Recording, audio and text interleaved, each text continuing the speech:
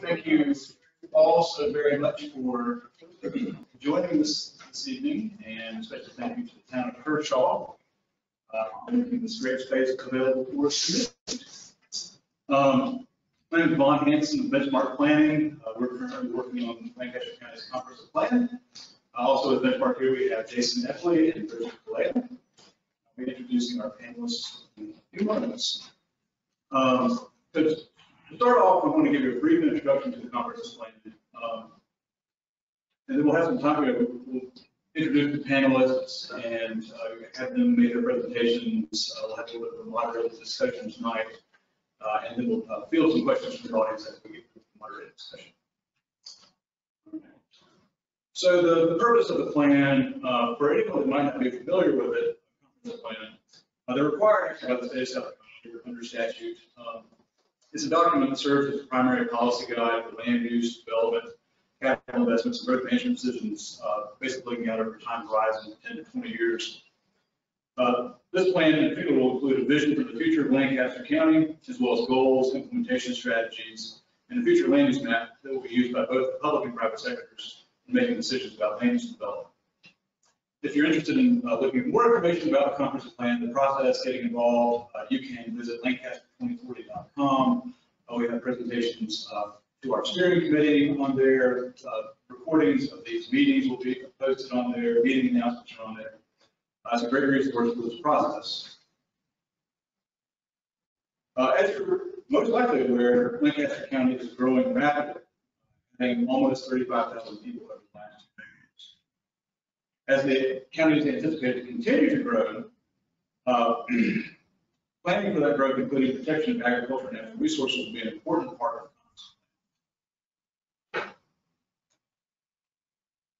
Though a large and growing area, Lancaster County is extremely varied from one region to the next.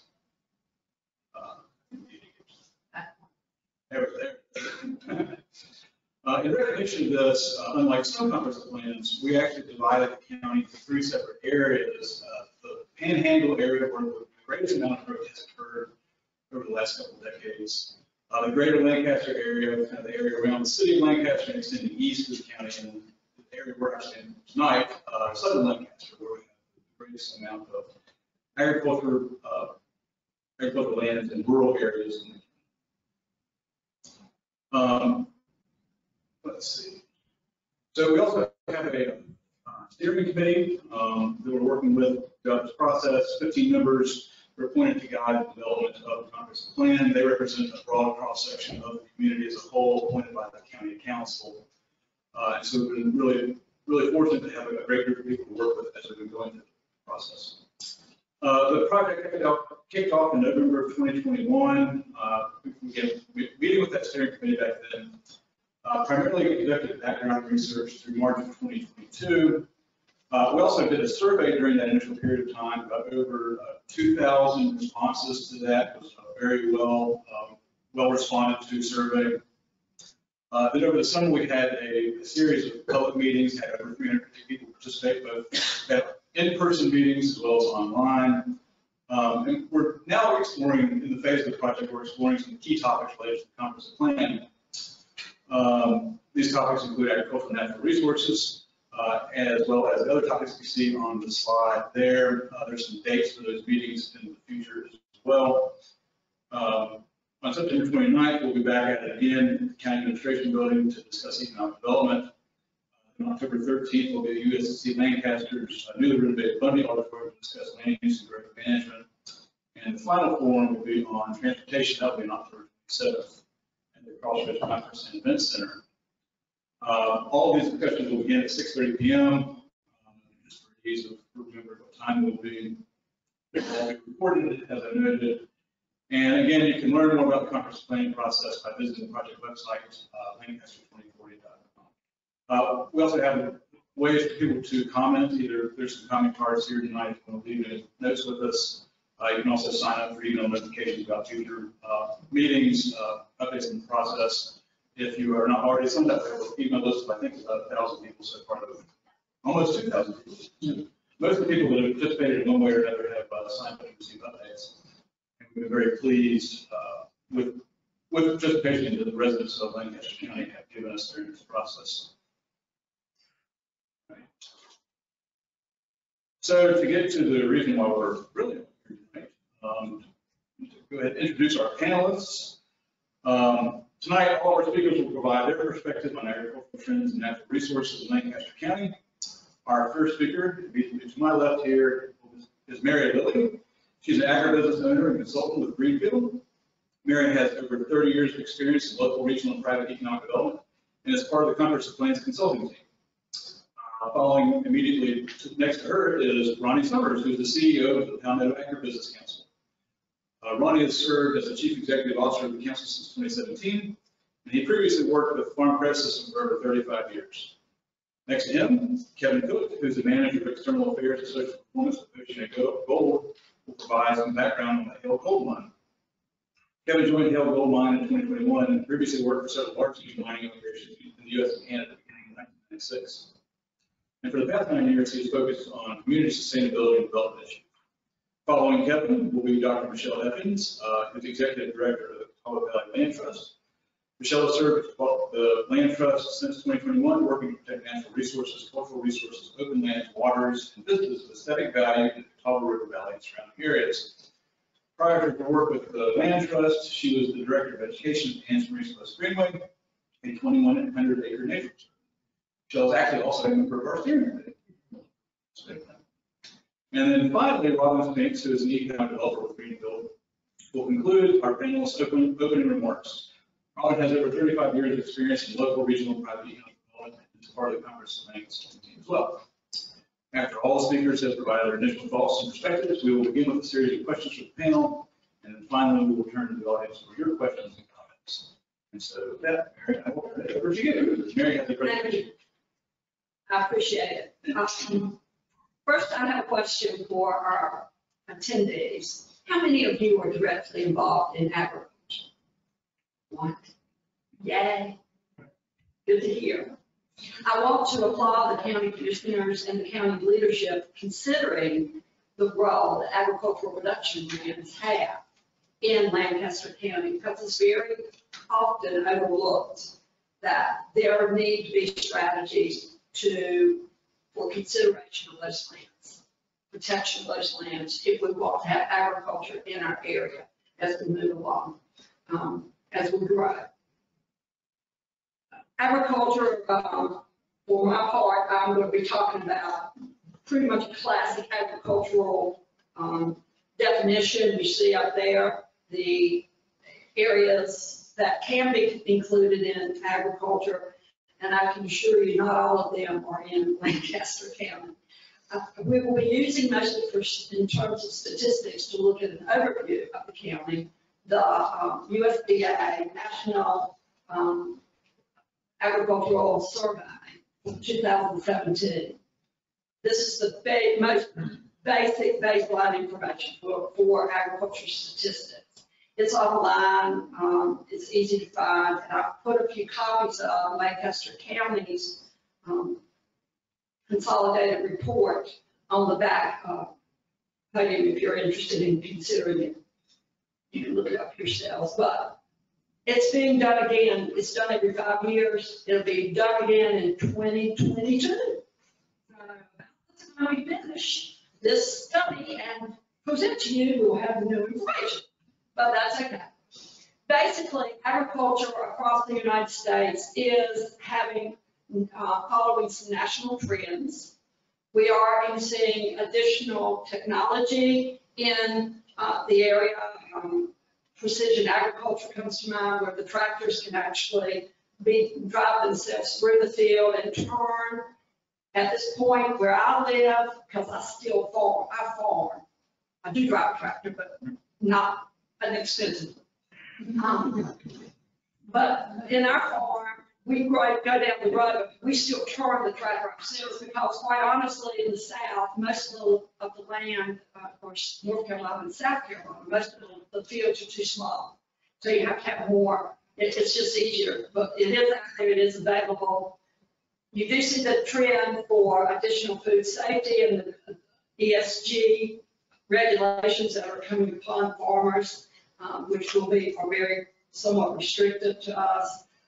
You have the potential for the localized food systems that people want to feed the big cities, but you have to make sure you're growing the crops that the big cities need, and you have a way to process those to make those really affordable and really successful. So everything goes into looking at what your crop mix is, not just, yes, we want to do a local farm to table program. You have to think about what you can sustain long-term in growth mix. I want to mention to you that not all land is owned by farm operators.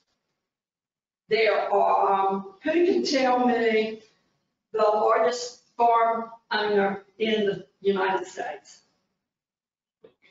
Bill Gates. Thank you, sir. Knowledgeable individual. He owns most land. I bet he can't drive a tractor. So it's not local ownership all the time. The other thing to realize is that farm operations do not equate directly to the number of farms. You can have two operators on a farm, like my son is an operator on our farm, and I'm an operator. So some of these numbers are skewed. They may not make sense, but still important that you see them. Also, corporate farms, corporate groups like REITs, real estate trusts, are involved in timberland specifically. And there are a few REITs in this area that have some timberland that they are using, that they own and are sustainably growing. Timberland, trees, or crops. Please do not forget that. Farmers take the forestry land into consideration as they're planning their long-term plan. There's been a decrease in the number of operators and in the number of actual acres and in the number of farms. There's been consolidation of land under operators as we have hit the top of the bell curve and going back on the age bell curve and coming down the back edge, the baby boomers. We're getting older and we can't farm. Some of us farm. My husband is no longer with us. That's what's happening. So there's consolidation of land, but there's also a dilution factor in that heirs. You have one owner, then you have a death, and then you have 3 children.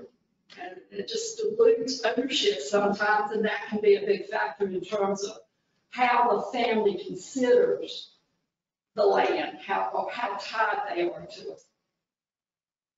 There are fewer full-time farmers.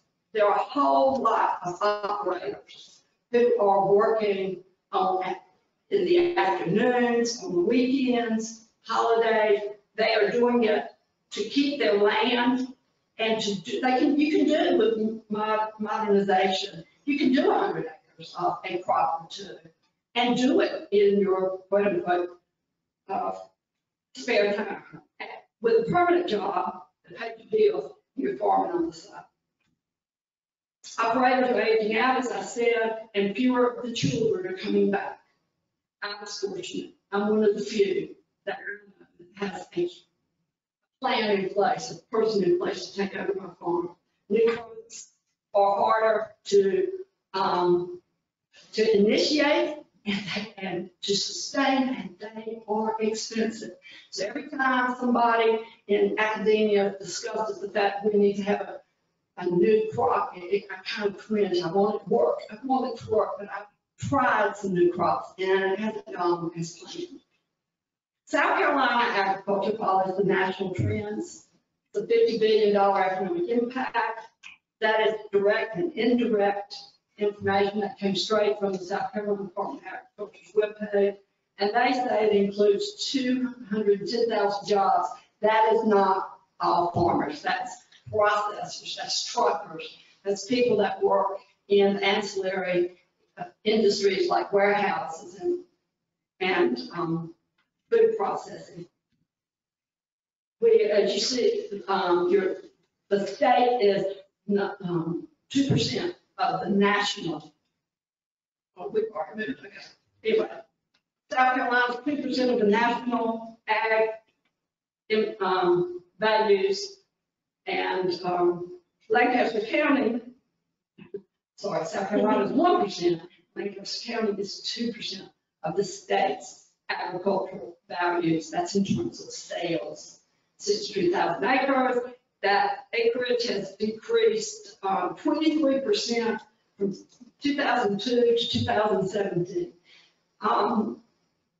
I don't know, I haven't looked hard enough to see exactly where all that happened, but obviously some happened in the Indian lands area. I mean, that makes sense, but I don't know that it was that much that you lost 20,000 acres up there. Who knows? There are over 870 farm operators on 534 farms. The number of farms is down. And the interesting statistic here, please see that 37 producers are 65 years or older. Most of them have arthritis if they like to. And they're thinking about what am I going to do long term? I can't keep getting up in that tractor. Also important is there are over right at 270. Now these are 2017 numbers. 270 new farmers. And in terms of USDA, that means a farmer that has been in the business less than 10 years or less. So they do eventually age out of that category. But it's good to see that you do have that many farmers. We do have that many farmers. Okay. You all, the farmers in this county have a lot of livestock. 1.2 million specimen on the hoof or on the foot or whatever, however you talk about poultry. You have a lot of turkeys. You have over 900,000 turkeys in the county. Again, I imagine that may be up since 2017. You have over 300,000 chickens, and you have over 7,000 cattle and calves. Riding around the county, I would have thought you would have had more beef, but you don't. And only 6% of your annual sales in agriculture come from row crops, beans, corn, hay, things like that. And again, that's probably changed since you were talking since 2017. So it's questioning when you start talking about the possibility of providing some sort of specific food supply into a large city. You really have to think about whether or not Lancaster County can support that. It's just a question. It's just a question. Because I believe you're growing what you're best at. Farmers are very good at that. It's all about the soil and whether or not you can actually produce the yields that you need to keep the farm. But you do have some pasture land which goes along with the livestock. Now, I want to talk a little bit about, did you have any questions about the land use? You can see up there that about 70, what I see from the South Carolina Division of Forestry is that there's about 75% of your land in 2017 was forested. That's a lot of trees, but not that much of it is associated with farms. So a lot of that is held by corporations or in private or in parks, those kinds of entities. Only about 24,000 are associated with the family, which I really was surprised at that. If we move on, your specific asset that I'm going to address is the ADM facility here. It is a big facility, and it is the only soybean crushing facility in the state of South Carolina. And I can assure you that the South Carolina Department of Agriculture considers it an important asset, and they want to see it continue to thrive and be here for another 40, 50 years.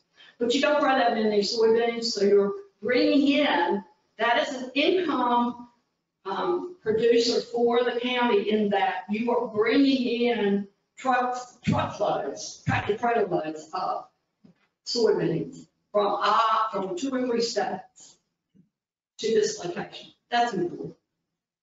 So we need to work with them to make sure that they continue to be successful.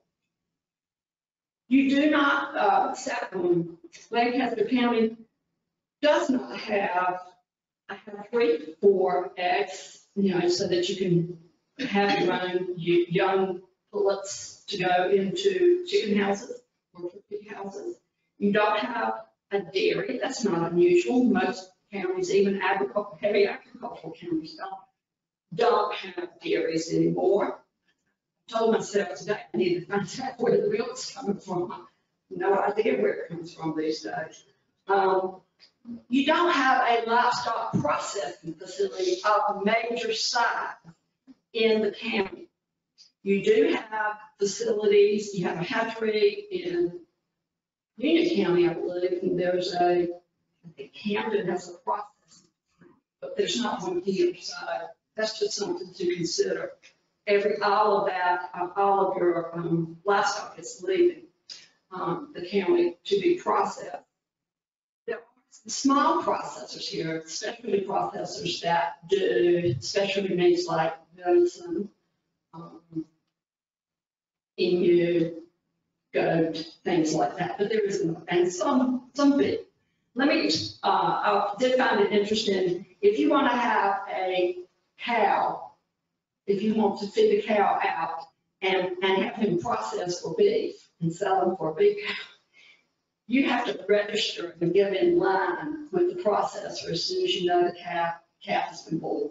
I mean, it's or even before. So that's a significant possibility of a problem that could come up at something. It isn't now, but it could. The pressures on agriculture are pretty self-explanatory. Our farmers are getting older. We have no real succession plans unless you have a child, it seems, that wants to come into it, or you're willing to set up a corporate situation. And then we have the good old encroachment of development. And again, this county is very interesting in that you are somewhat divided. You have a true agricultural area. And it's up to you how you want to look at that area moving forward. But I can tell you, development does bring some issues to the farmers. First of all, you do have a real pressure to put on farmers to sell their land because pricing gets up. And with the beautiful pastoral location you have here, it's really attractive for hunters. So that is something. If you don't have that succession plan, if you don't have that person coming in, then it is very easy to say, okay, I've got to sell. The other thing is that you do have a lot of nuisance lawsuits. Farms in this area were here first, period. And I'm a big advocate for farms first. And people move in random and then they don't like the trucks, or they don't like the dust, or they don't like the noise, or whatever. And you get nuisance lawsuits, and that's a difficult situation for the farmers. They really don't like country horses. I don't like it. The other thing is that encroachment brings trespassing, damage to equipment. We have to pay now for security cameras because people believe that it's no big deal riding their four-wheeler. It really doesn't matter, but it does. It doesn't matter. Things like that. Insurance costs are very high because of nuisance lawsuits when someone gets hurt on your property, things like that. So you do have a cost there. That's why we like to have everybody else like buffers. We like buffers too. I also want to mention along those lines that farmers are your great and first conservation. We do work with it. And we protect our land. And we are doing the best we can. And we just need a little help from folks around us sometimes. Finally, there are new programs out there. You can look for new food processors. About 5 years ago, we went through ethnic seasoning was the big hot commodity you talked about in the food industry. Everybody wanted their own mix, their local mix, barbecue sauce or rubs, those kinds of things. They cycle through. You can see up there some other things that we'll talk about in the report, but just know that the agricultural component here is alive. The farmers are well. We just need some consideration along the way. Thank you.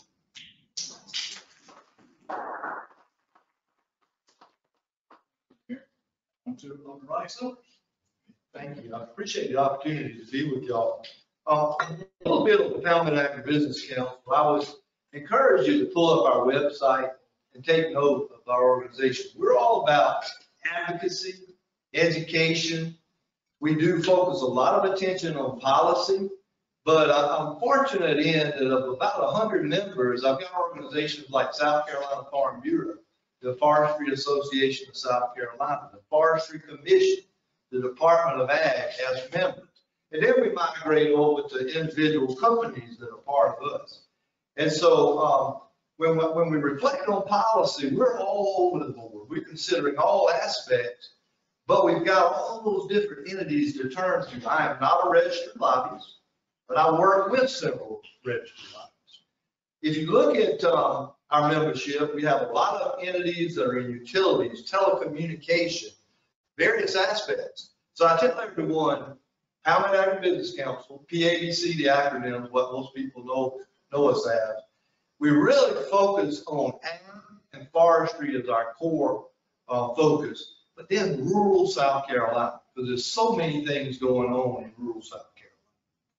For the purposes of PABC, we define agribusiness maybe different than I would have even defined it in my old life, because I spent almost 36 years in the farm credit system, loaning money. And so I work with the farmers, I work with the timber landowners, I work with the processors in the state. I also live on a farm, a small farm, mostly timberland now. But we've got timberland and cropland in Orangeburg, Dorchester, and Colleton County. So I'm a low country guy. You probably knew that from the accent, right? Two huge components of agribusiness within agriculture and forestry: people, which Mary's already reflected on, and land, right?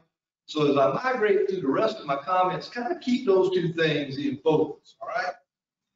All right, first thing, Palmetto AgriBusiness Council, and I always set the tone, I am a small farmer. My family's small. We focus and we appreciate both groups, small and large, okay? But quite honestly, we're more reflective of a large farm, okay?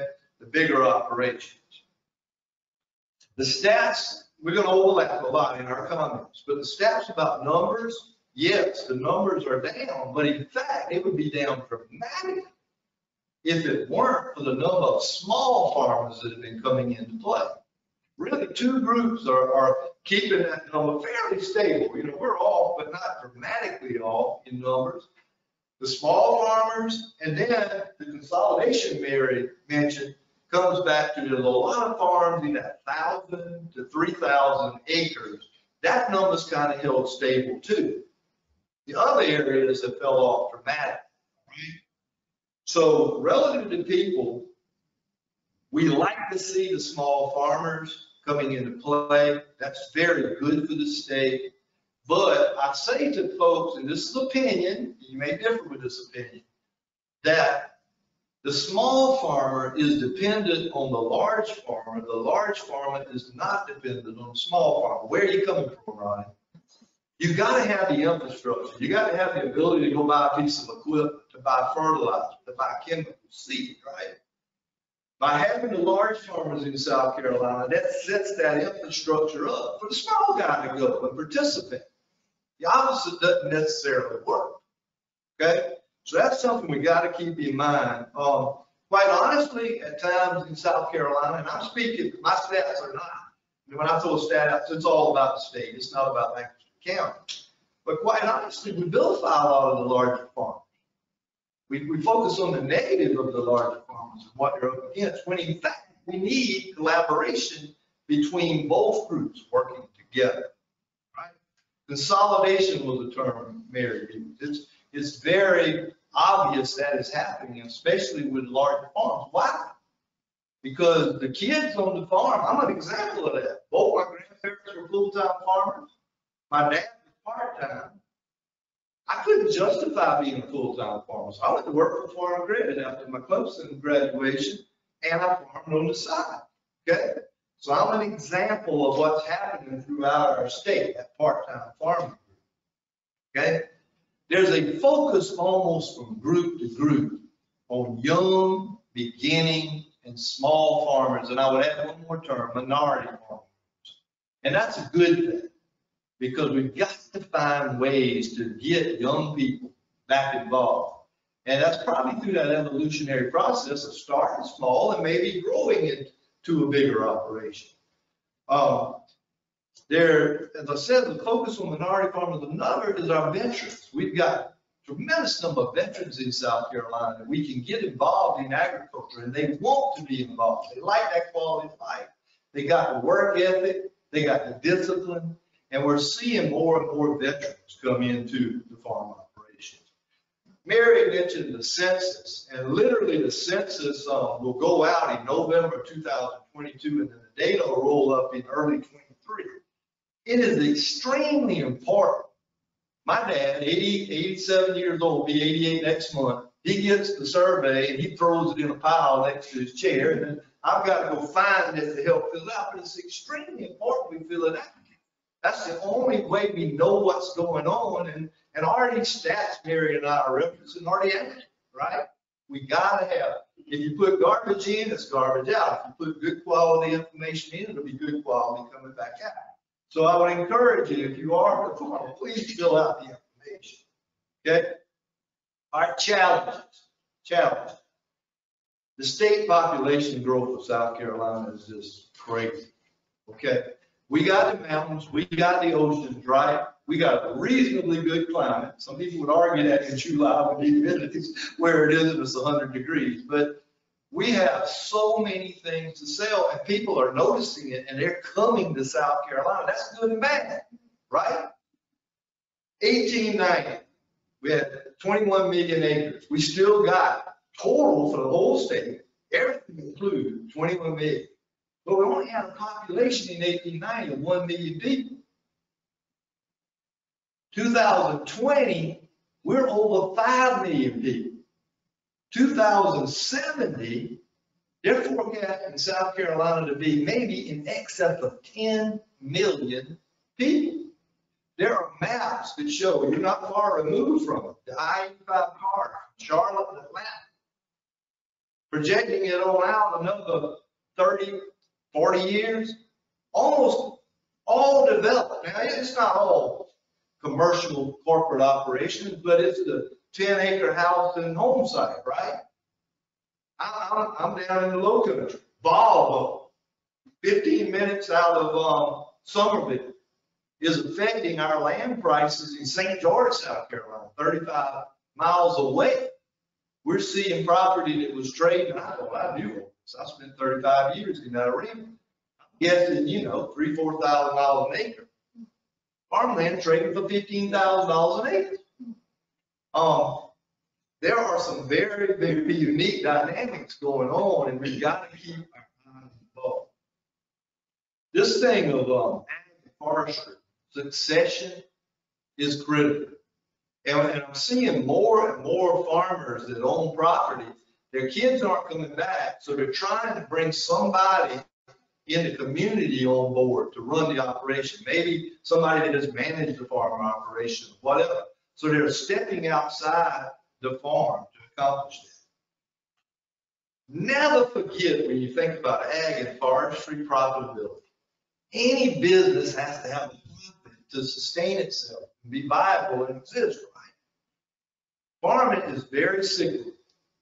Right now, people would look at the commodity markets and think farmers are going to knock it out the park. But if they look at the cost of production, what fertilizer, and seed, and chemicals, and labor costs, you got to look at both sides of that equation. Capital intensity. Mary referenced how expensive.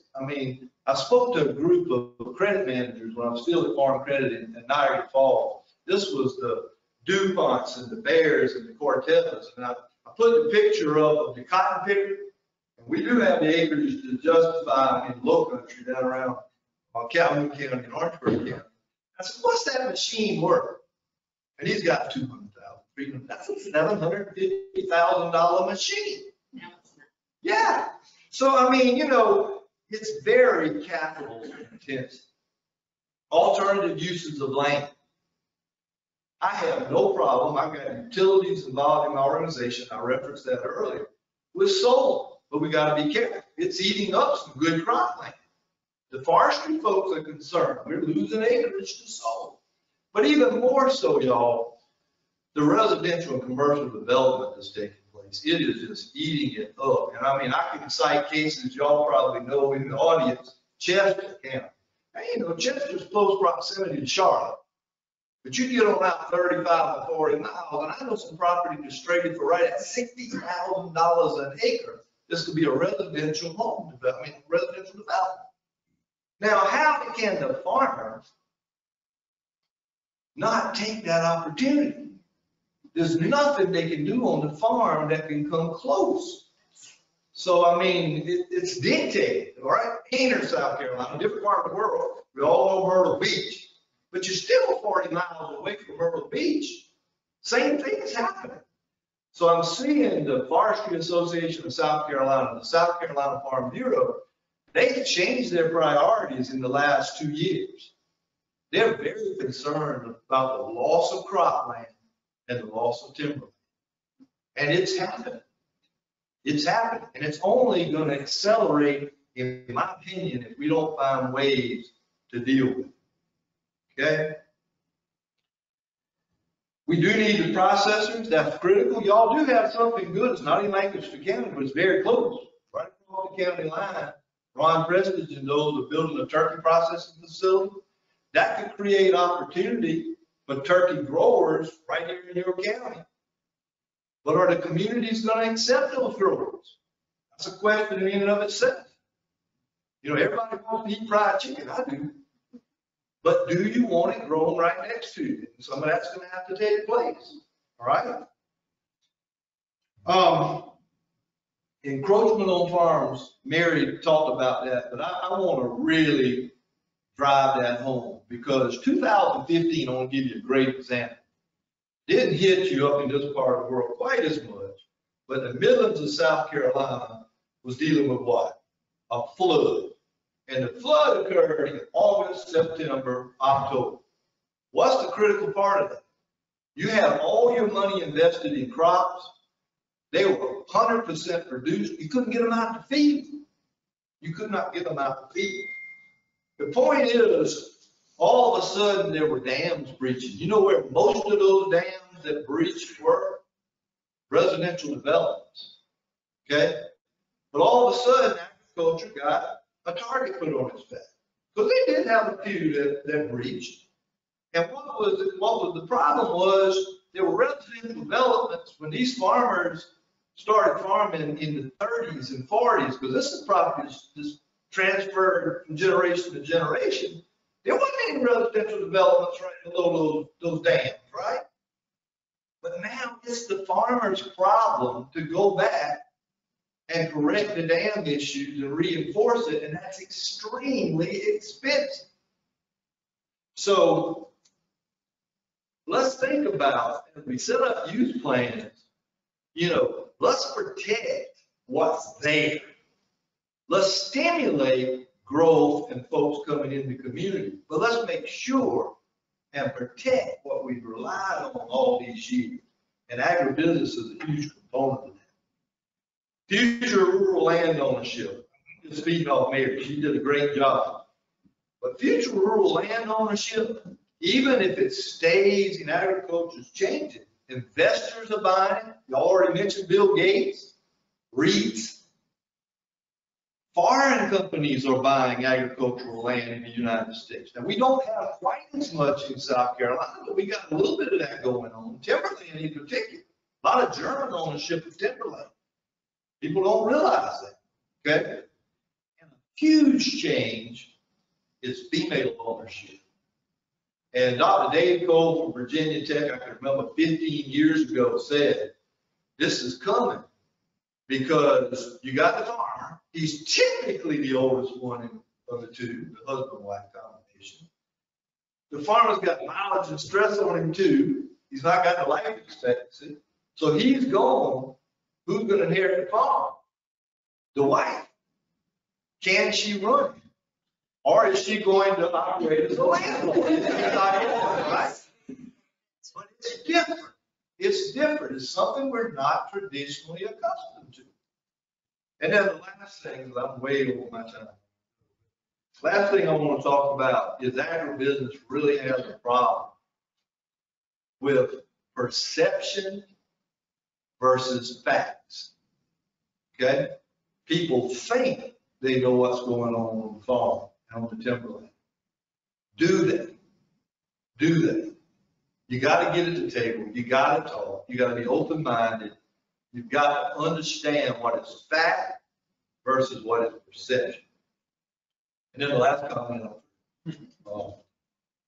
I dare say we got a small group, but a good group.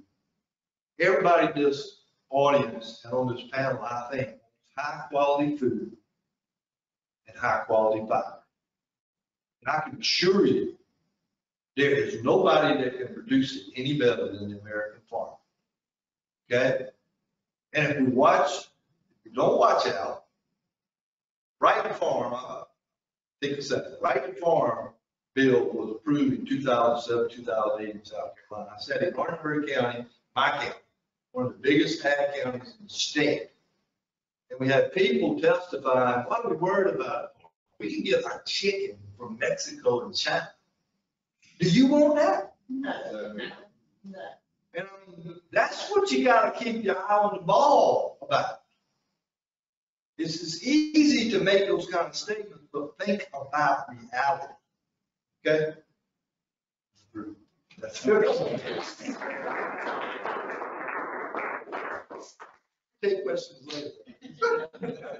Next, we have Kevin Cook, who's the manager of external affairs and social performance for Oceana Gold. Great, thank you all for having me. Can you hear me okay? Yes. Great. Boy, I don't know how to follow Mary and Ronnie. Yeah, but and I'll probably be relatively brief, so we'll make up some time for you as well, Michelle. But yes, I'm with the Gold Mine. I've been with the mine since January of 2021. Many people outside of this particular area are really unfamiliar that we even have a gold mine in South Carolina.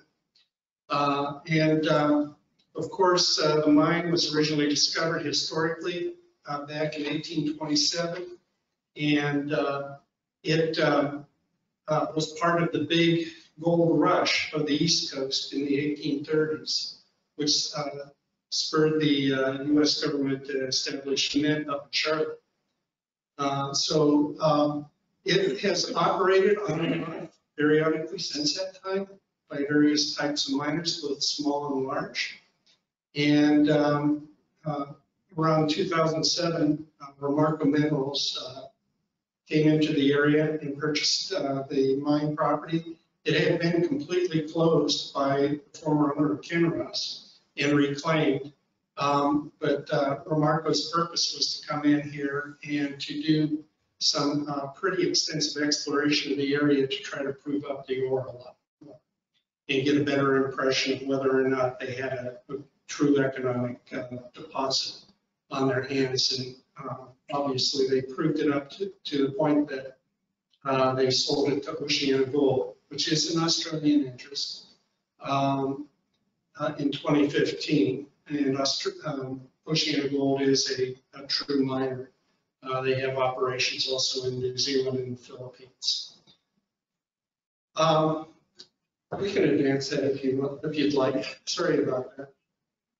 So I was going to focus more on an outward-facing sort of venue, but certainly we'll be happy to answer questions on what we're doing production-wise internally as well.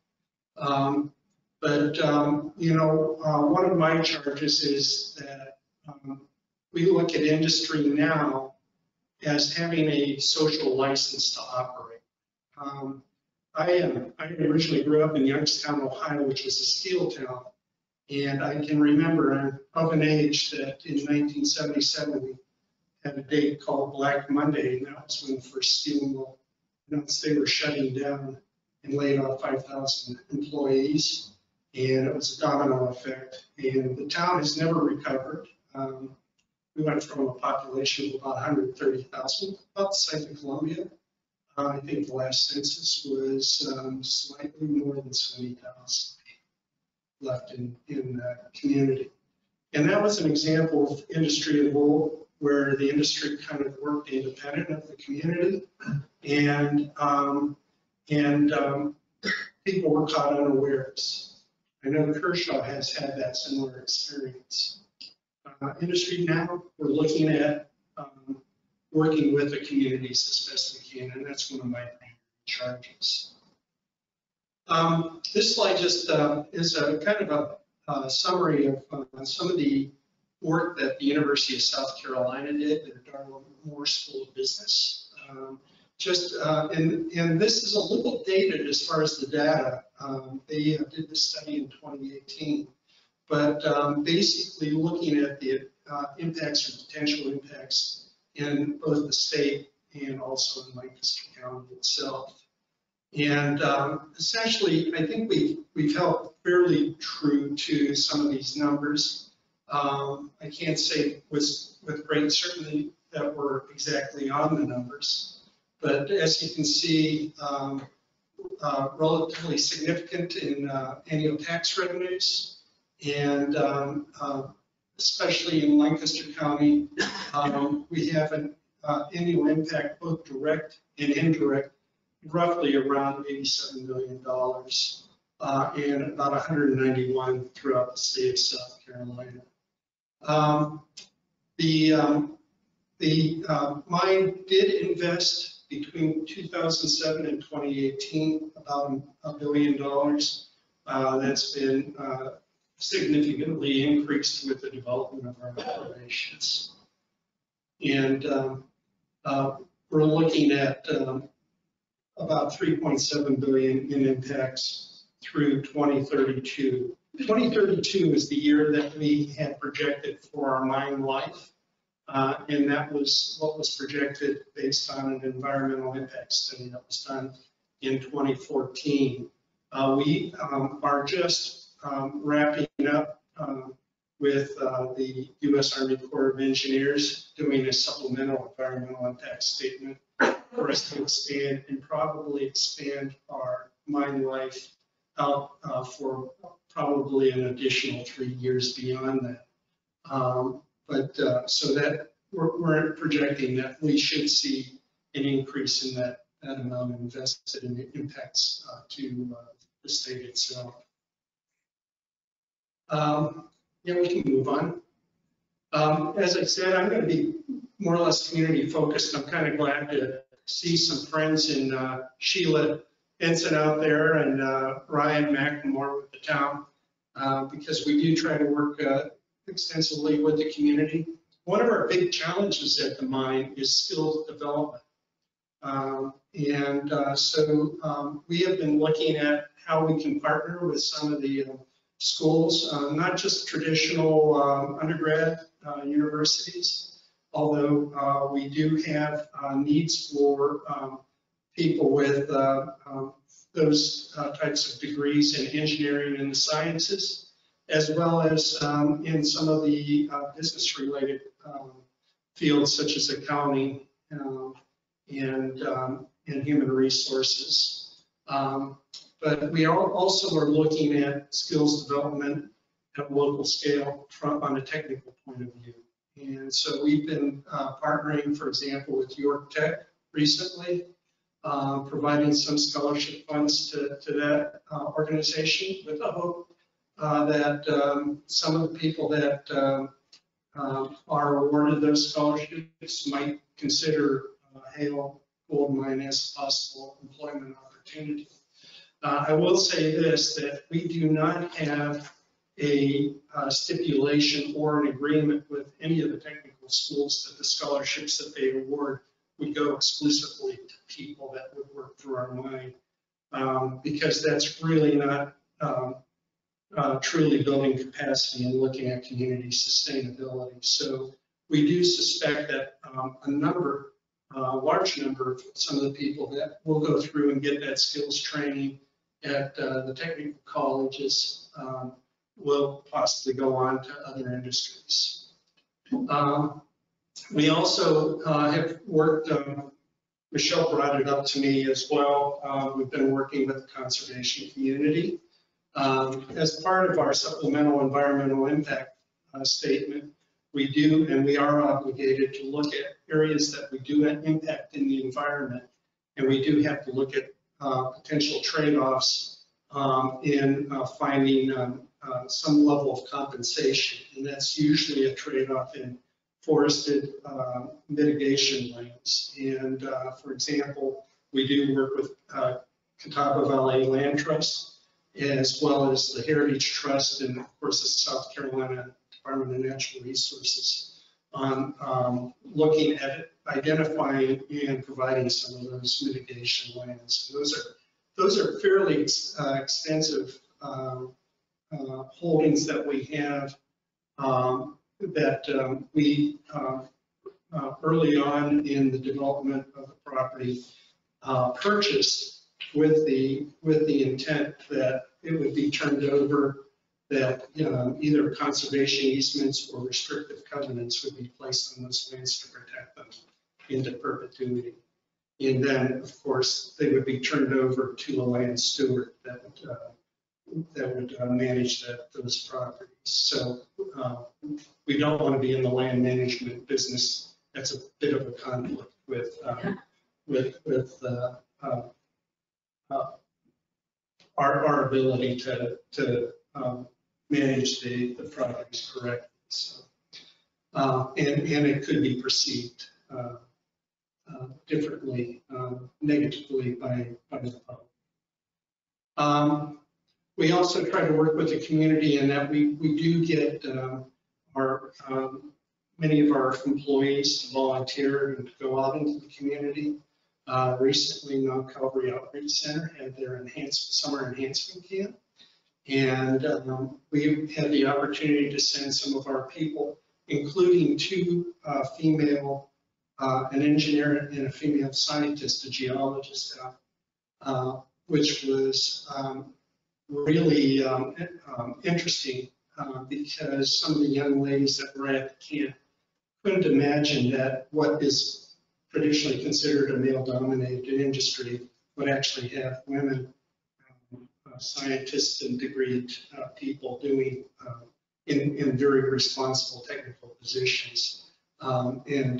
We actually had two young ladies that really sparked their interest, and we're trying to follow up with them. And then we also do some work in conjunction with the town and also other nonprofits in the area. Most recently with the Clyburn Early Childhood Center that's right across the street. We did some in-kind work over there to help prepare their tobacco property for eventually for a playground area for the children. So, we try to remain very engaged. Let's go to the next slide.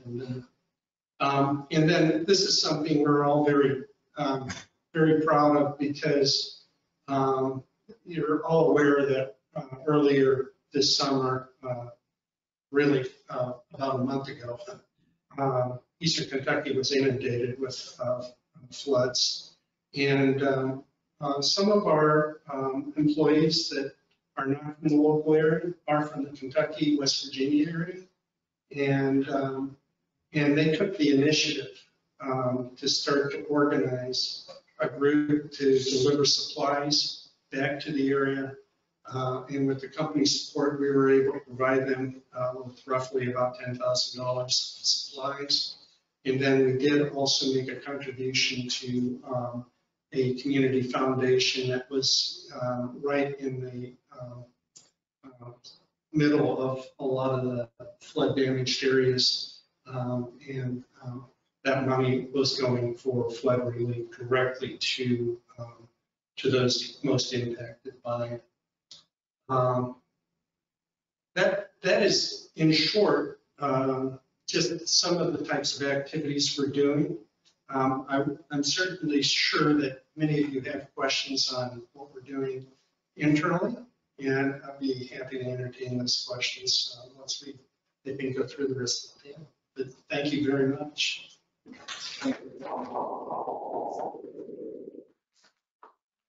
Michelle Evans, Katawba Valley Land Trust. Hello, everyone. How are you all doing tonight? Making it through so far? Wonderful. Well, I'm pleased to be here to talk to you about the natural resource sides of things. I'm the executive director at Katawba Valley Land Trust. I've been there since January 2021, ironically. And I have greatly enjoyed my position and have actually been amazed to find out what all Katawba Valley Land Trust has done over its last 30 years.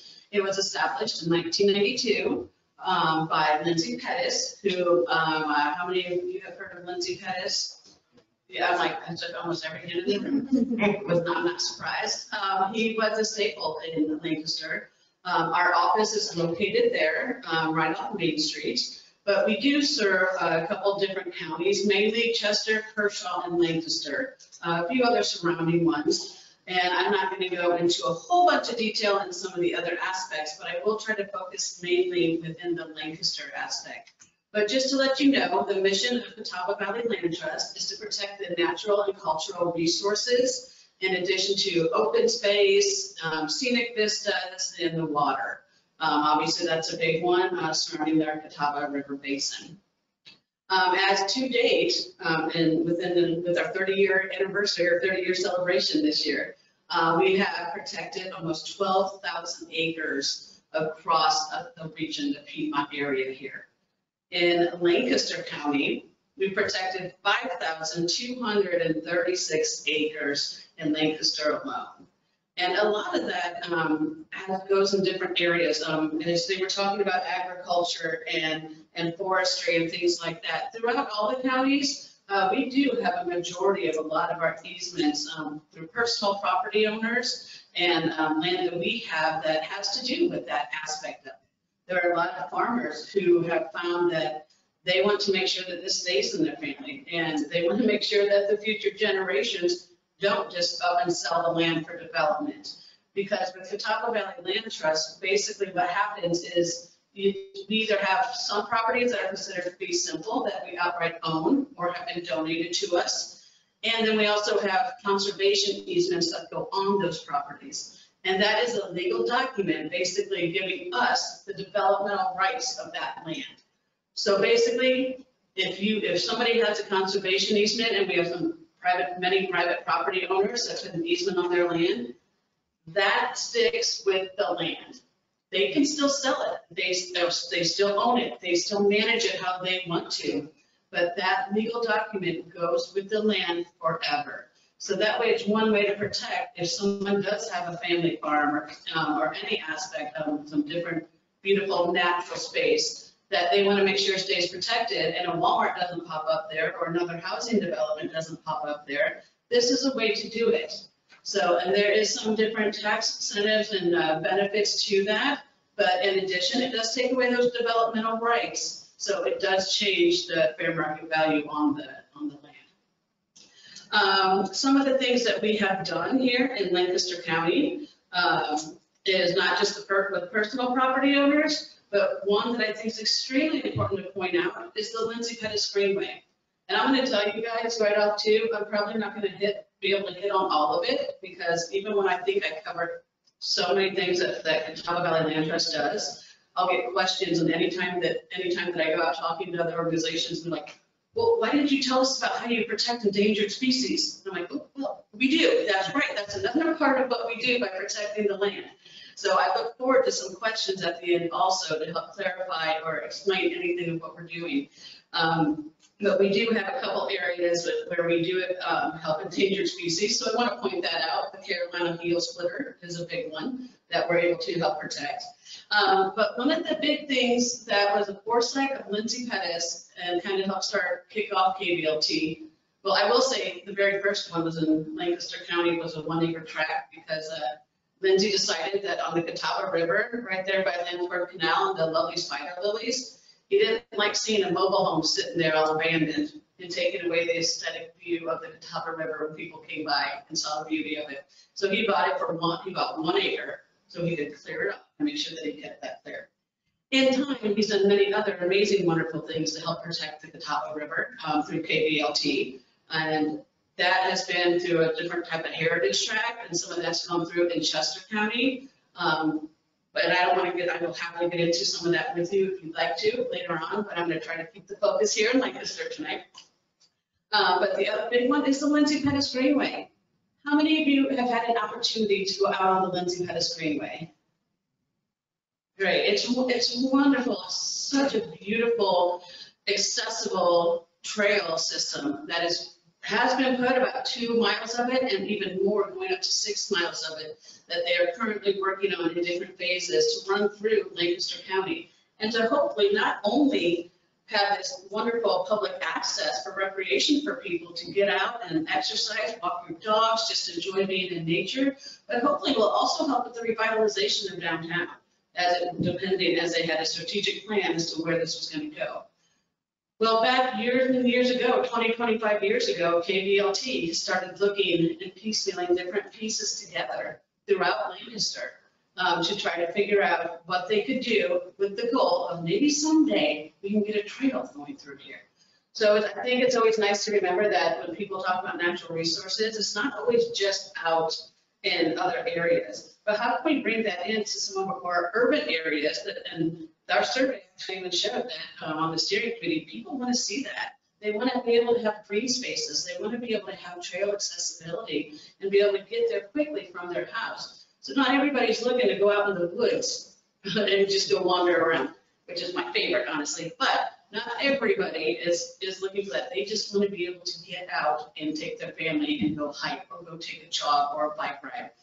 So with the Greenway, KVLT actually had 305 acres.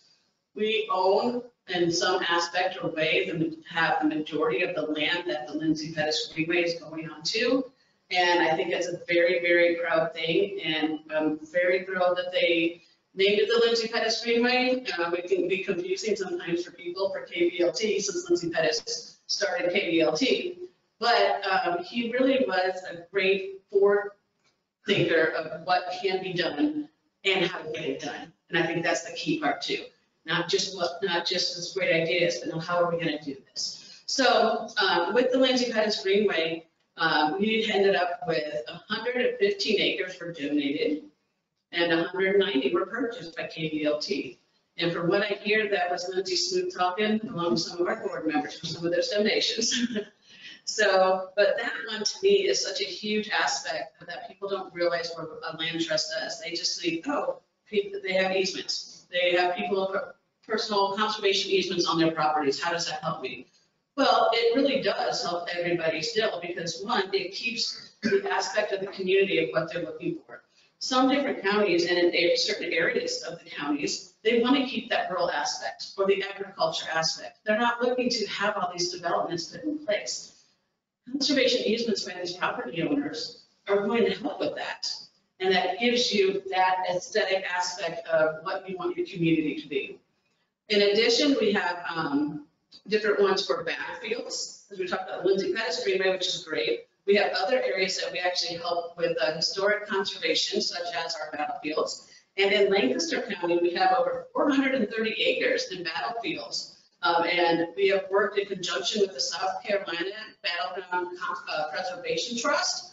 And work closely with them where they actually will be the ones to find funds to purchase and protect these battlefields. And they come to us and ask us to put an easement on it. And these types of things, these easements are done to protect that land so nobody can go develop that battlefield. Because once they do you think we're going to be able to turn around and get it back to how it was, to its natural condition, or the artifacts that were in there. So that's one of the things I also want to point out. It's very important. Katawba Valley Land Trust is not the anti-development, but it's about let's think and plan ahead to be able to preserve the places that we want to preserve for our air quality, our water quality, our rivers, so people can go recreate. And if we can be a little proactive about this, then it's going to help to see where development could go and is best suited to help with the economic development of a town. You know, people want to come in and they want to see these trails. They want to see natural access to be able to get out onto some of the properties. So it can really be beneficial in many ways. So we have some of the battlefields, Lindsay Pettis Greenway. And another thing that Katawba Valley Land Trust does, which is part of my cup of tea over here, is environmental education and outings. Not only are we looking for land preservation, but we want people to know about it. And we want people to be able to get out and experience it. I always say if people can't experience it and learn to appreciate it, they're never going to try to preserve it or conserve it. So you've got to give them those opportunities to get out there and also let them know why it's important. You know, why do we want to protect this? Why do you want to support our type of nonprofit organization? Because it's not just no development, we preserve the land. That is not what we're about, and that is not what many land trusts are about. But it's about what can we do to protect for our communities and keep some areas that are open and available for the protection and for community engagement. Thank you.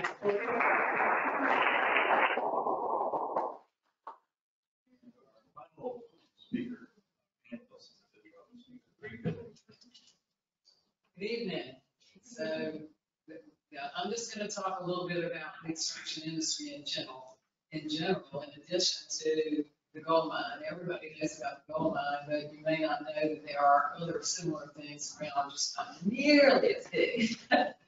So the main thing that I think is a big surprise to a lot of people is that there is an entire mineral belt all the way from the middle of Georgia up to the edge of Virginia, in which there are a number of different kinds of minerals that can be extracted, primarily granite and gold and sand and clay.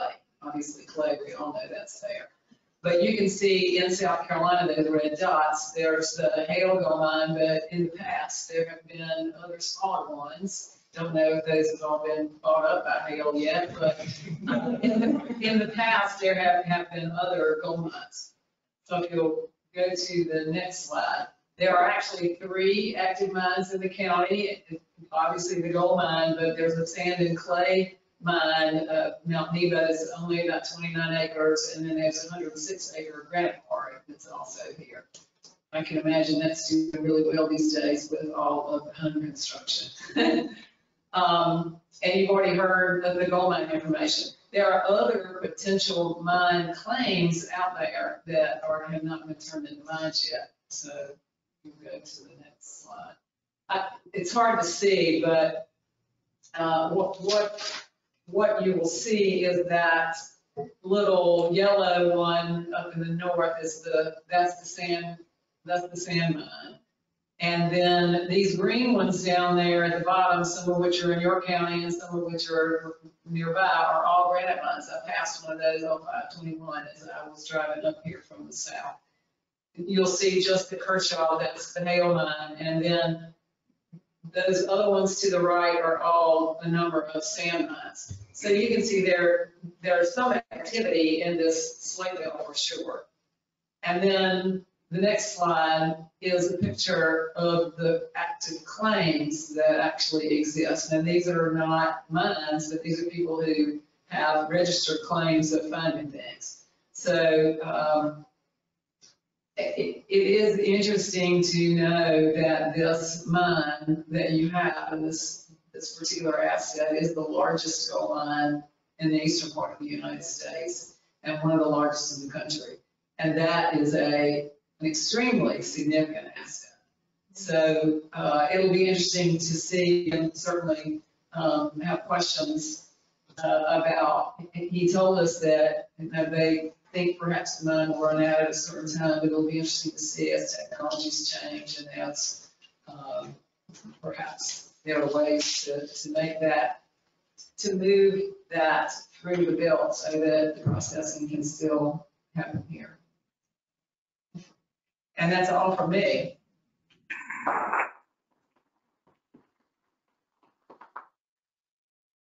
All right. I think we're going to switch things around a little bit.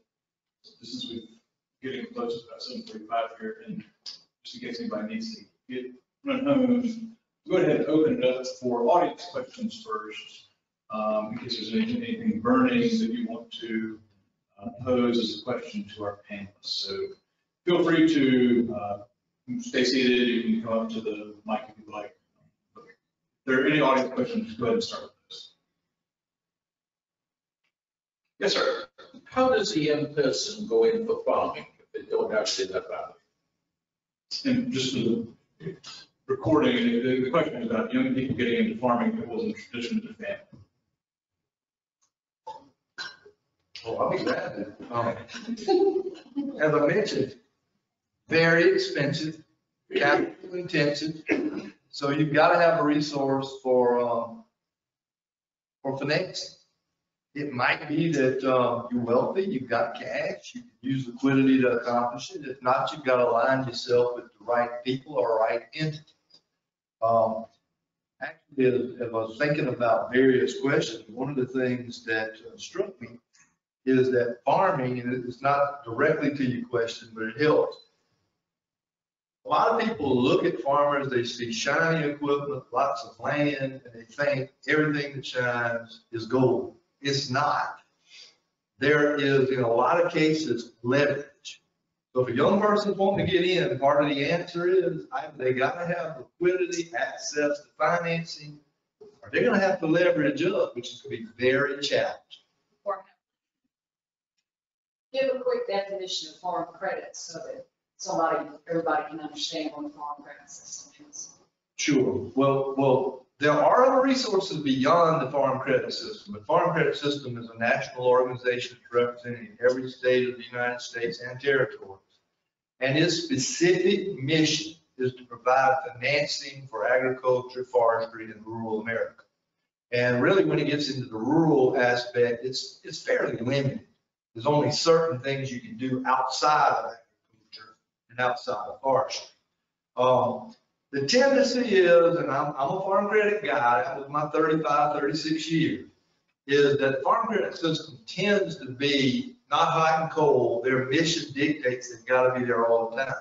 Whereas a lot of commercial bankers provide credit, but they really focus on good times, not all times. Let me say that, okay? So when I say farm credit, I'm talking about the farm credit system. People have heard the term Federal Land Bank, Production Credit Association, or PCA. That's short-term lending versus long-term lending. It's in South Carolina. My background was Ag South Farm Credit. We had 13 offices. You've got one in Camden. You've got one in Rock Hill. So you're kind of in between. But a great source of financing. And they have specific programs called Young, Beginning, and Small Farmer Programs that they go to an extreme. They go beyond the normal risk curve in trying to provide credit. I'm monopolizing way too much time, but government guarantees exist for these individuals too. So they might be able to go, if they need to borrow 100 grand, 200 grand, the government, USDA, if the criteria meets, and it's much more relaxed than it would be for a more experienced farmer. They can provide a 90% guarantee to protect that credit. So the lender, they're loaning 100 grand, for example, can only lose $10,000. That's the basics. So there are programs out there to help that young person get that. The easiest way for someone who's really interested, there are two ways, I guess. The first one would be if you're interested in large scale production, would be to go and work with a farmer who will lease you his land. In our case, we own 50% of our land and we lease 50% of the land. And a lot of that's family land. Some of it's people I've never met. but they have this land, they don't have anyone to farm it. They're willing to lease it at a rate. So that would be a lower cost way to get into it. At the same time, you can lease equipment. It's not inexpensive, but it is easier. And, you know, if you don't have the credit worthiness. There's a group down in New Hanover County that is putting together a cooperative for small farmers where they're going to buy the equipment, and then you can go in and register that you want this, you know, piece of equipment, this tractor with this implement, this day, and they're going to try and do some of that. I think that's a great idea, but in reality, so many times schedules like that are thrown up in the air because of weather. So it'll be interesting to see if it works. But that would be the way I would suggest somebody go. Find a farmer who doesn't have that person, and you're going to work hard. You're going to have to learn it, but you can go out there and you can either be an employee for a year or two and then lease land from them. Ben? As a planning commissioner for Lancaster County, one of the biggest things that of my interest in the comprehensive plan is the future land use and you know, what we should do with that. So out of the two, maybe one's a bigger threat than the other for, you know, conservation of farmland and being able to have this farmland is solar farms popping up. And then number two, growth of residential districts as they're going south. So I guess first part would be in terms of solar, you know, solar farms, which we hear about sometimes. Does agricultural land that gets solar farms, yeah, I think we've been doing this long enough, does it ever go back to agriculture? Or is it pretty much gone? It's in the contract that it can. Whether or not they fulfill the contract, the initial solar, they're not farms, they're facilities. But okay, we're business partners, we are. It's in the contract, and initially when they hit 15 years ago or 20 years ago and put the first contracts out, a lot of companies went under, so those contracts where they have built facilities, they're supposed to come in after a certain time and remove the structures. But whether or not that leaves viable land, that is a question I've not heard truly answered to my satisfaction yet. Okay, your turn. No, you said what I was going to say, which is the solar panels only have a certain life in them, and then they're no good anymore. And because of that, the contract with the utility that they have to build it is only a certain number of years, typically 15, 20 years. So the solar facility will be useless at some period of time. What Mary was saying about whether or not it'll go back and farm it is the question, and nobody knows what's going to be in that area 15 or 20 years from now. One of the biggest things we often hear about when they come in is, you know, talking about that plan afterwards, you know, when they come and do something afterwards. A lot of them say, we'll remove stuff, you know, but we'll keep the, you know, the underground piping, you know, that'll stay, we'll, you know, dams. Any advice on other management strategies, you know, are there places that actually require the removal of all these things? Yes, Yes. a bond would be nice to have the money in case the company doesn't exist anymore. Well, to me, that's the issue. I mean, are those companies to be financially sound to cure the issue at the time it's needed?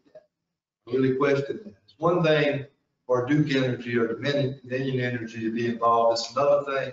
You got a lot of startup operations. They're well capitalized, don't get me wrong. But will they be well capitalized 10, 15, 20 years out? That's the question. And I hope that they will be able to go in and put a new structure in place.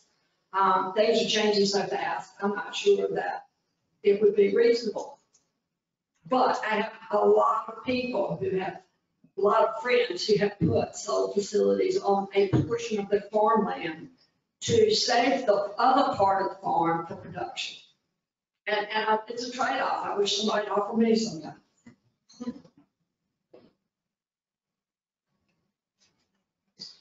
Yes, Rob. I have a question for our agricultural panelists as well as some of our natural resources strategy panelists. On the agricultural question, I'd like to hear maybe just a little bit of discussion about emerging kind of industrial agriculture like aquaculture, and commercial greenhouses that are emerging in the markets. And is Lancaster a viable market for those types of users? And then at the end of that, I'd like to hear from again, from the natural resource extraction experts. We actually had a friend of mine proposal come about a year or 2 years ago here. Wasn't well received in the community and ultimately didn't move forward. I think it's a common issue in many communities across the country. And so I'd like to hear just thoughts or ideas of how the county can better prepare for, and perhaps where these facilities should go, or any tools or techniques that we need to consider implementing or developing with the comprehensive plan or related regulatory documents. So again, that we're on a more prepared footing to manage future requests. So those are my two questions. Well, I'll start with greenhouses and vertical growing facilities. Yes, it's a viable area, certainly. There's interesting though about what these need. First of all, the smallest greenhouse project I ever worked was 100 acres under glass. So there are energy. When they need energy, they need it, and they need it right then. They cannot wait if it's cold or if it's too hot. So there's one portion of it, and they can grow to hundreds of acres if it's a commodity like tomatoes. So some of these big corporate growers will do that. They're heavy into the energy side, and they want raw water. So if you're thinking you're going to be able to hook them up to your system and you have treated water in your water system, they may try to look for another location. Doesn't mean they wouldn't consider yours, but they have to put in softeners and change them. If you can give them some raw water, that would be the best thing. So if you have a source of that, a well that may be not being used right now, that might be a good location to consider that they could go in and utilize that facility. Organic and pre-organic are everybody wants organic farming. Well, remember now, organic in the 80s was a marketing brand.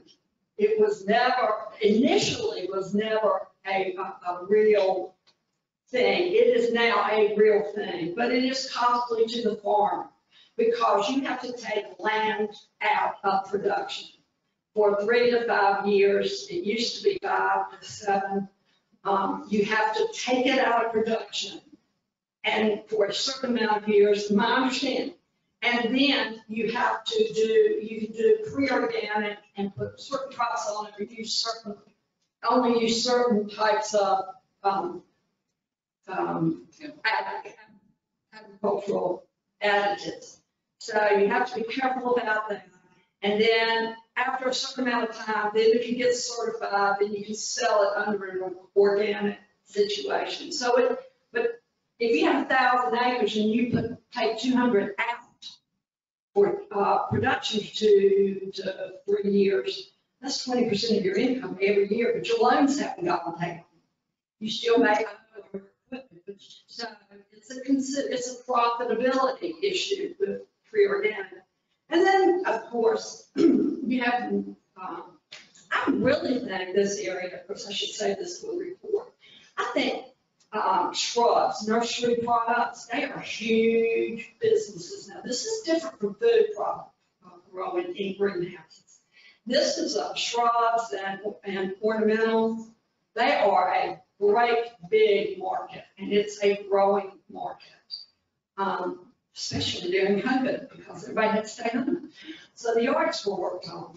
And I would think this would be an excellent location for that. And the reason being, because you have a little bit of a limiting factor in terms of soils, these types of products are grown in containers. So they are, you're making your own mix in there. They're not actually going into the soil and then moving in and out. But no, they're also very water intensive, not so much on the energy side, but they are labor intensive. So that is the other consideration. Not that, everybody, I don't think you could get one, but I don't think you could get 20. Let's talk about industrial hemp. Oh, I'm gonna let you talk about industrial hemp. Oh, I hear you. That is one of the products everybody's looking at and said we ought to be growing. North Carolina is where I'm from, and I will tell you, it has not been successful for farmers in my area. Now, you can find areas where farmers have done very well, but in my mind, when I think of industrial hemp, I do not think of oil extraction. I think of fiber. I think of cords and tensile strength and those types of things. And I don't think we're there yet. And so I don't know what that product would be profitable here. Oh, you're. Well, I want to go back to the Controlled Environment Act, which is greenhouse, hydroponics, aeroponics. Great resource. You need to give me your email address. I think I got your card, Ross, already. We did a feasibility study in 2017. Department of Ag funded it with about $180,000. It shows that South Carolina is well located for Controlled Environment Act.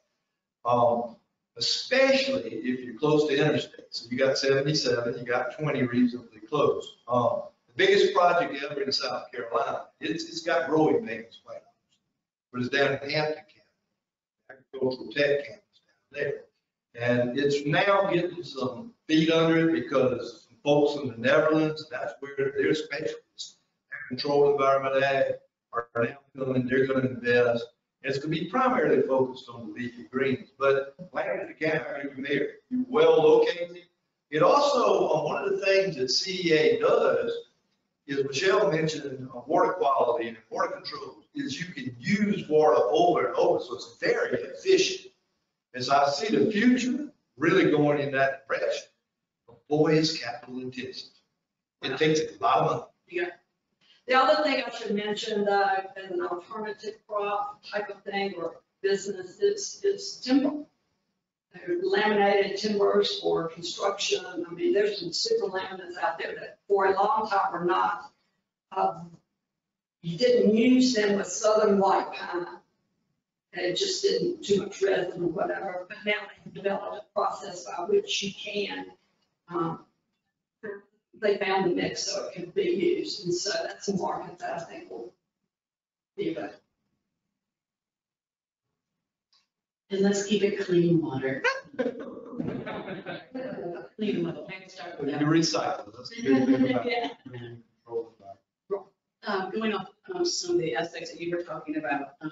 One is, I think, what KVLT and the city of Lancaster planning are currently doing and have been started doing a couple of years ago is making sure we know where the conserved properties are, where we have conservation easements, where we have our fee simple properties. So that way you guys are aware of it in the planning and development stages. And I think we've started working really well back and forth together to give updates. And I think you guys, I gotta give them kudos. They're helping us actually do some different GIS mapping on some things. So they have the information and we can also have it to make it easier to explain to other people and showcase. I think that's a key one. And I will say, as for like, when you were talking about the granite quarry, that was right after I came on and I was like, hey, land management committee, look what's happening. How do we want to get involved? What do we want to do here?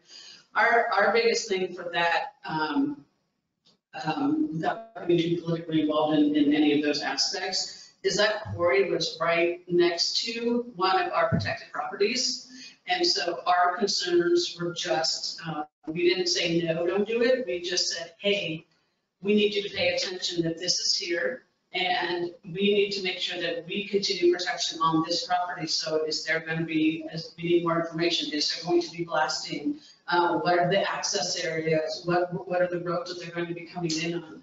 Because that's one of our things that we have to do when we take on an easement is we have to make sure that everything is being abided by on that easement. And if a rock quarry would have gone in right next to that protected property, we would have had to say on some aspect of on what was going on so we can make sure that that property was continued to be treated as it needs to be, or go after whoever is having an issue with it. So I know that was one of those for us of just making sure that we know where, you know where it's at, we know where it's at, and how best to protect it. My other aspect of that too is looking at the aquatic resources. That's a huge one for us. And this is why land protection is so important also. Research shows that the protection of land through the riparian buffers, the heartwood trees of the bottomlands, that helps protect not just the wildlife and all the things that are contained in there, but along with the aquatic resources of our rivers, of our tributaries and things that go into play there. If we can't protect the land, everything else is just going to keep going into the rivers also.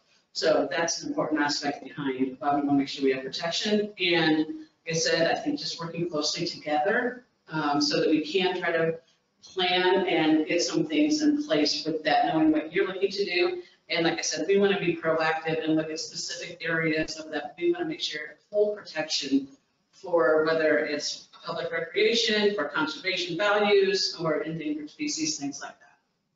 Excuse me, Michelle, do you also record DOT easements or power easements that might be of an unusual nature?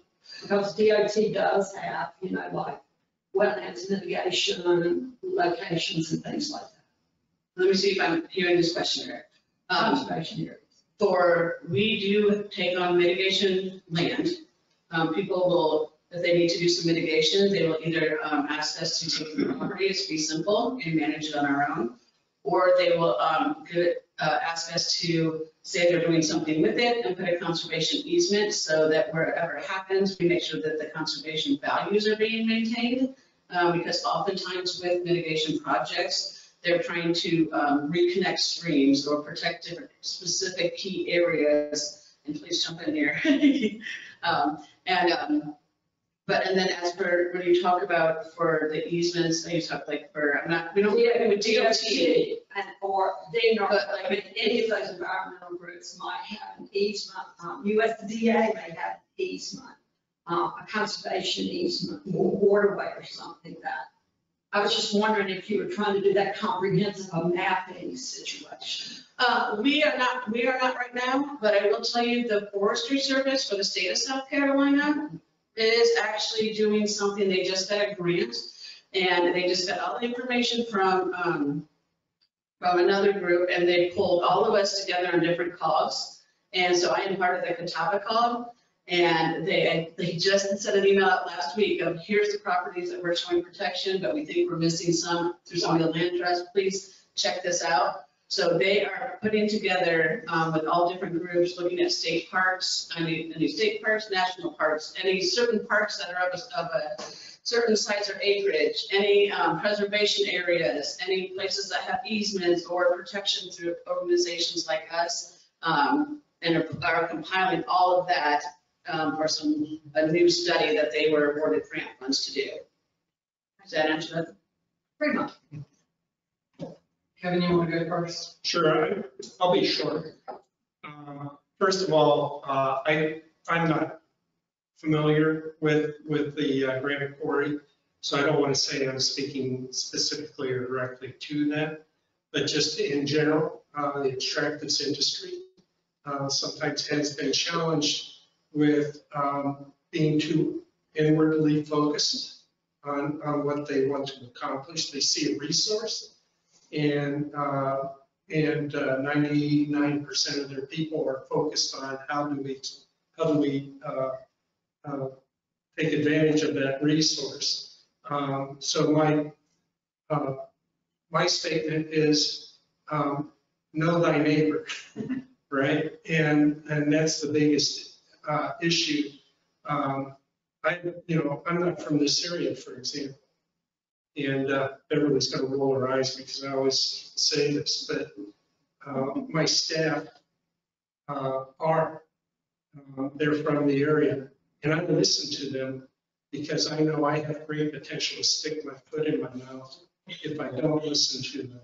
And, in many situations, I think extractive industries make the mistake of thinking I'm going to be an economic benefit to the community, and that's all they think about.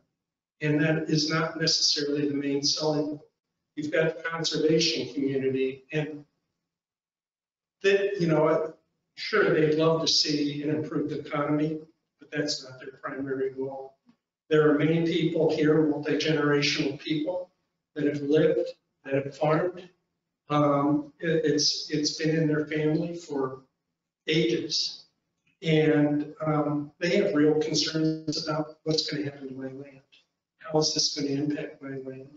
And those are some of the considerations the extractives industry has to take into account and work with the community members.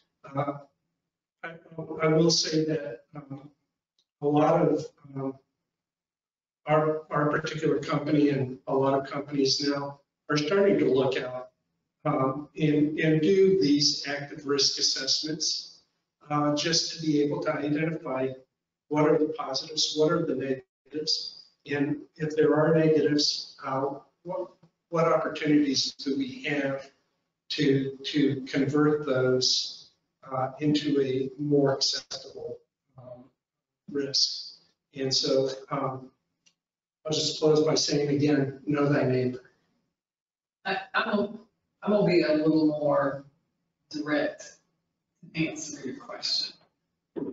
I think the main thing is when you live in an area that has unique resources, and they can be used for economic benefit, then you need to try to protect them.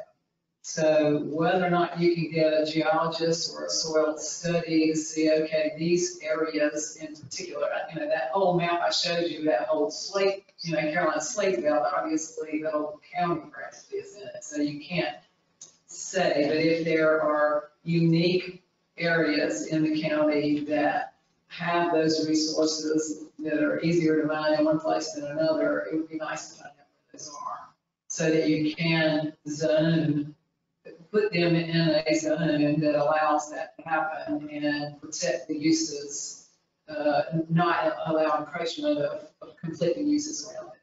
So that's kind of, and again, I don't know if Kevin can answer that question about can you determine where those places are, but I would think that a granite mine, maybe not so much a gold mine, because the gold is part of the sea. But, you know, a granite mine or a sand mine, certainly where that should be in this county is probably easy to figure out. And so can you protect those? Can you find out where they are and make sure that you've zoned appropriately so that that's an allowed use in that agricultural or whatever zone? Did that answer your question? Could I add something feeding off of Robin a little bit? Forestry are huge proponents of private property rights, okay? And zoning, that's a possibility, or the easements. I can tell you that they're gonna fall on the easement side and having that choice before zoning. They don't want to be dictated to. And so I think what you're getting ready to see, I can't call names, but it's rapidly approaching. You're gonna see some non-traditional entities that start offering easements. And especially toward the cropland side, which is gonna be a good thing, okay?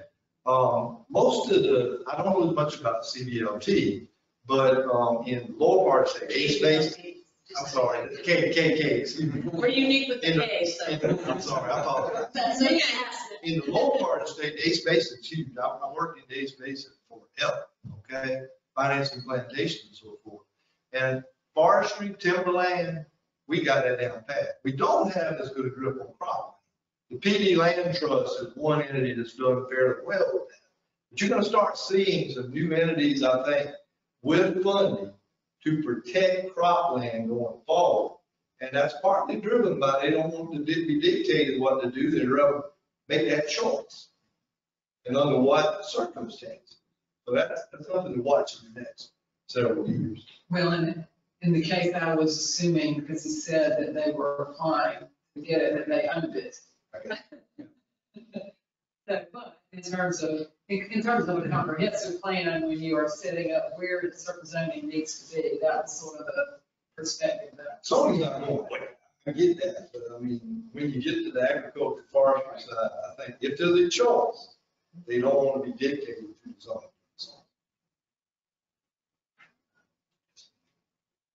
if, I can speak to the current state of agriculture in Lancaster County, and I would defer to any active farmer or agricultural landowner. Some things that you each have said are very true. The vast majority of farmers in Lancaster County are second, third, fourth, fifth generation farmers. They are trying to hold on to the property with all the issues that you've mentioned, nobody coming after them. Financial pressures, development pressures. The turkey industry is in a period of transition in the county because of the age of the facility.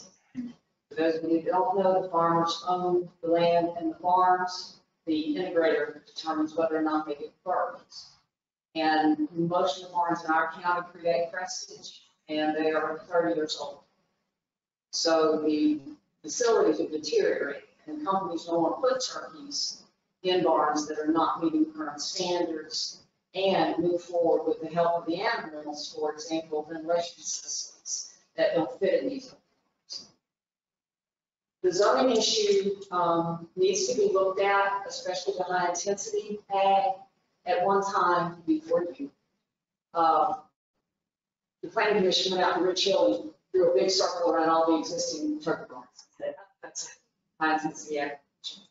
So when you put a circle around farms, you're addressing truck traffic, but not the majority of odor complaints, because the odor complaints come from where the manure is spread, not where the farms are.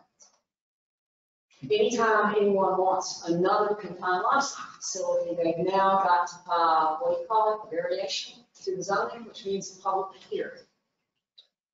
And because the farm was there first, that may not count a whole lot with new people coming in that are imagining nasty smells to disrupt their backyard barbecues. So the zoning issue with that high intensity agriculture really needs to be looked at in Lancaster County in my small opinion.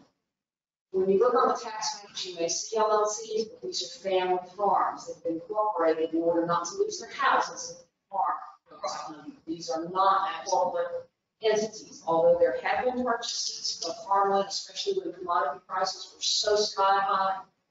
10 years ago, land was being cleared, forestry was being cleared and brought into agricultural production because of that.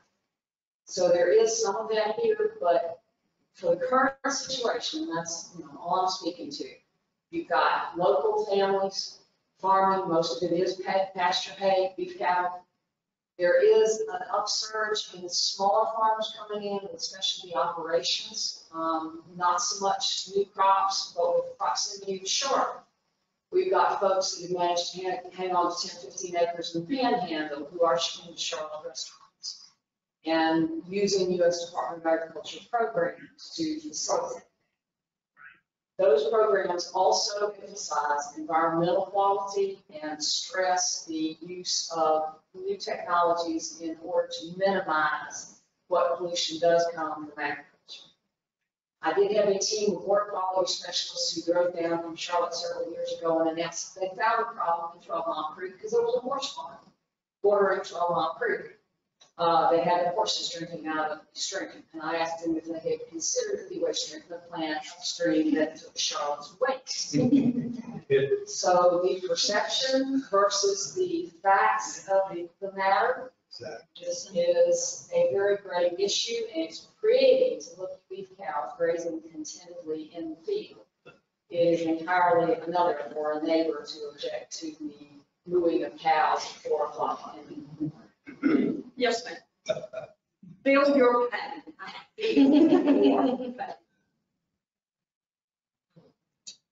We own the land around our church. And my son had it all day, moved to put some chicken litter out on a Tuesday, and that next Saturday there was a wedding. We don't do that anymore. I think we've just had a life-changing experience because I see a lot of younger people. We give the millennials a hard time, but I see a lot of that age group who are really interested in what I call a home garden, and that's it. But many of them are growing enough that in our farmers market, when it opens, I think Thursday, they'll go there and sell them. I think there's a big move that we don't need to discount it. And many of those young people grew up on farms that are now diluted by what he was talking about, the generational change out. 300 acres went to 50 acres a parent, and then the kids got, an acre for a house, and they've got their garden spot on their acre, 2 acres, whatever, and they're growing that. So and they're really interested in doing that without chemical fertilizer, doing it with compost and organic type thing. Yes, sir. If you're starting new, fresh, it's a whole lot easier than existing. But we also, going back to people who used to be willing to get their meat from Mexico and wherever, there was a time when you could read on the package where that meat came from. Right. Now those big firms have gotten that changed. But with the supply problems we've seen in the last 2 years, people are really cognizant now trying to have local sources, Yes, sir. particularly for food, but for a lot of other things as well. Older people told us years ago, when all our cotton mills closed, your steel mills closed, but our cotton mills closed, those people knew we were shipping jobs overseas and we were losing our ability to manufacture anything. COVID taught us those old people who didn't have college degrees were active. And all the people who learned how to use a pencil put us in a mess. We're still in that mess. We're years probably from coming out of that, and we're compounding it with decisions we're making right now.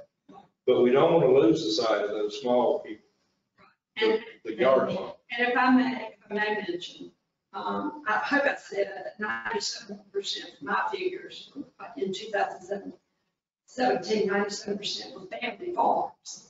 They still are family farms. There are a few large farms, but most of them are considered family farms. 86% of the farms in this county, way back then, this is probably increased, had an annual sales of less than $10,000. So there's your yard farm, or what I refer to as a hobby farm. It's a supplemental income. But you can make that into a full-time income. And usually that happens by the acre, then the 5 acres, and by the greenhouse, then the second greenhouse.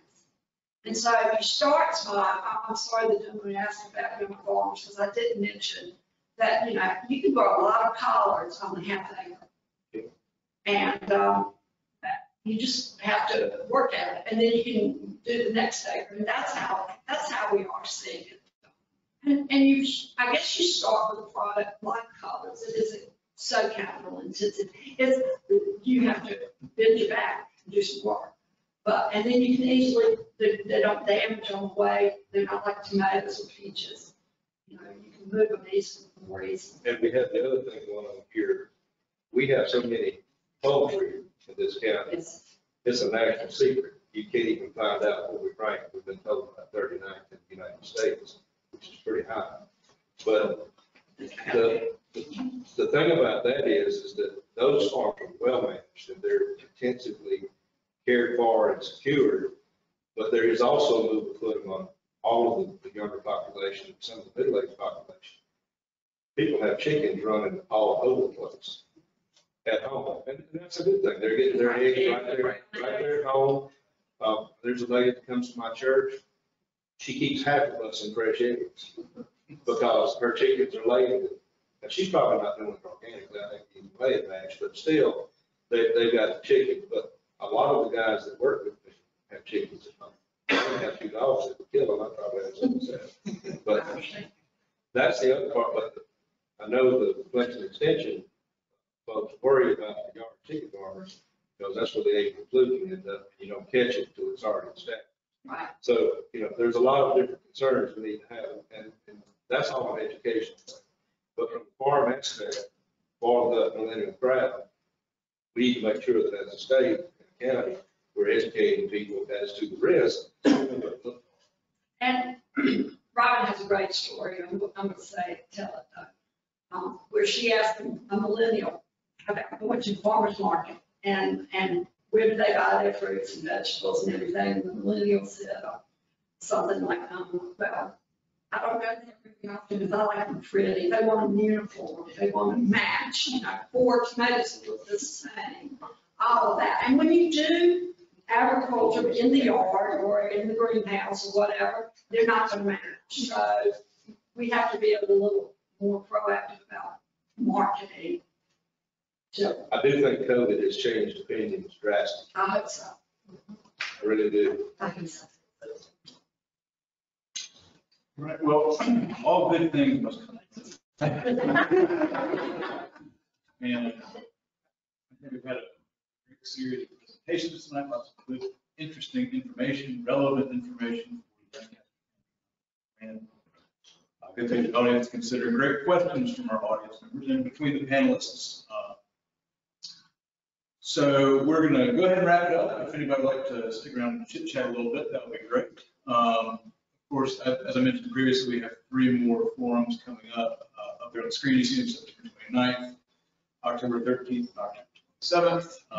We certainly hope that you will join us at those as well. Those will be, next 2 will be in the city of Lancaster. The last one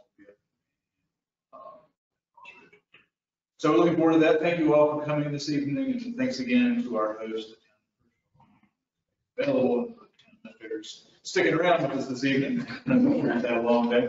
And thank you for our panels again, Michelle. I want to say one other thing. If anybody has any interest about Katawba Valley Land Trust or what we do, please feel free. You can't see it, but I have some information hidden under this table right now that I'm happy to pull out if you have any questions or like some contact information.